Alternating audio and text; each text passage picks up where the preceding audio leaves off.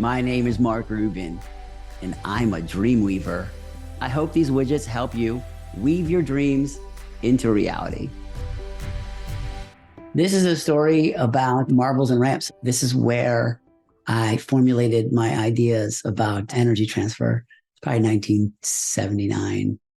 I guess I was 8 or 9. And I had, at this point, was really into rolling marbles down ramps from different heights and knocking things over and listening to their sounds and modeling them in my way, trying to understand these relationships between things. And I noticed things like the higher you put the marble on the ramp, the more dominoes you knock over at the end of the ramp.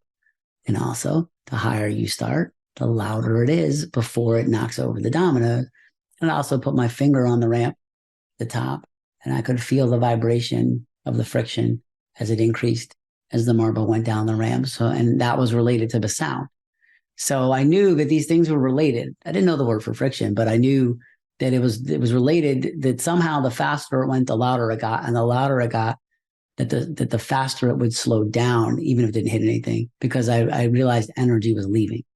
And I did all these experiments in my room, hundreds, maybe thousands of experiments, probably thousands, different heights, different size marbles originally. And then I standardized on like one size marble so that everything would be exactly the same. And I would measure. I didn't need a stopwatch at this point. I was good enough to know how long things took in my way without numbers. I put crayons on the ground and I put them along the length of the track, color coded in the way that the crayons come out of the box. And I would tape them together with like a little piece of Scotch tape and string them out.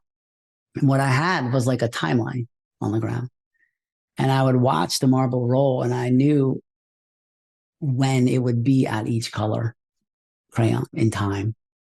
And I knew that the position of it was related to time. And because each crayon's a different color, I didn't need to measure with like measuring tape or like a number. I just knew which crayon it was going to hit and when.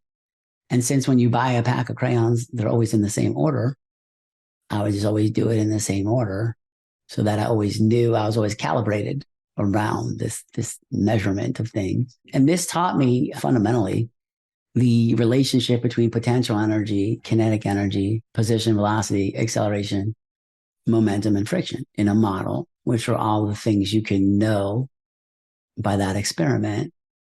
And this was a really important observation in my life, because later I used this model to understand money, potential money in my habitat, and doing work to convert it into kinetic money or actual money that goes in the bank. And later this led to visualizing the money flowing through a sales funnel and then into the income statement, and then moving it through the income statement. And the last step on the income statement is profit.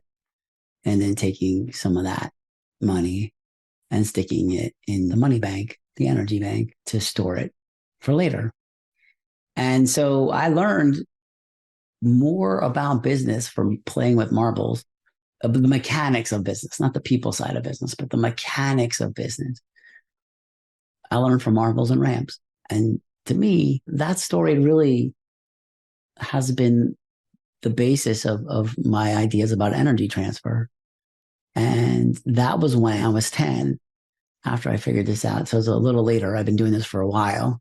I was like, what am I going to do with this? Like this knowledge of this thing.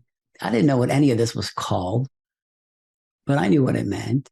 And I decided I would do something good with it when I was ready, something good for nature. It was a special story for me.